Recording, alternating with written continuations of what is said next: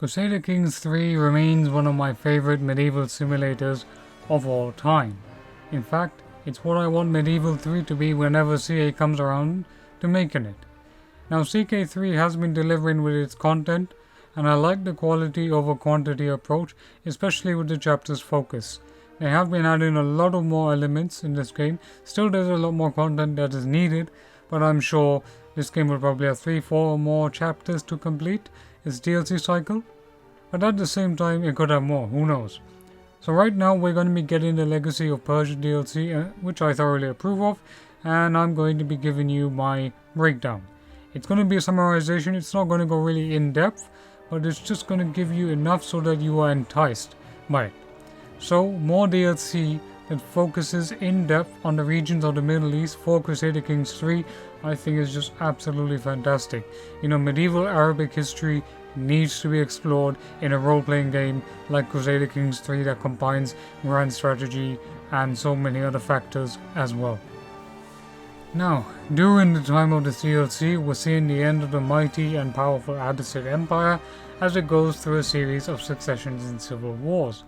There is the option of restoring the Caliphate or going against it. Iranian rulers of this region also want their own independence, and this creates an interesting historical context. Persia is also one of the most popular regions to play outside of Europe for this game, and I think the Middle East is a ripe setting for video games just in general.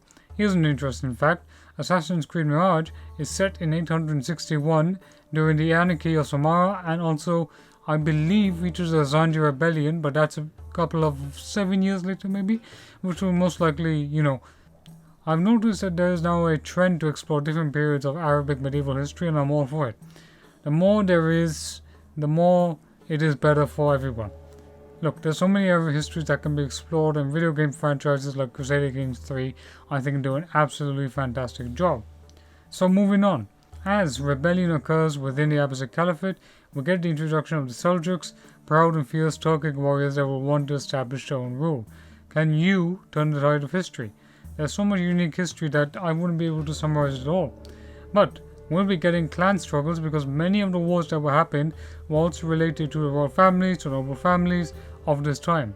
Clan governments are tied to how your house members interact with each other, and that unity level will be changed by the intervention of the house's heads and its members treating each other kindly. So basically, if your family is great with each other, great. If they're not great, then yeah, a house divided can't stand for long. You got to have tax collectors, and I think that's a great feature. These tax collectors collect payments from your vassals and manage the jurisdiction, which is good. We need more of this. It's a feature I approve of. But quite frankly, this is sounding like a great DLC already. There's going to be a lot of ending and power plays relating to unrest, stabilization and concessions. Now each of these power plays, each of these endings, each of these late endgame crises will feature how you have to face the challenges presented to you. They all tie to each other in one way or the other, and you get different endings as well.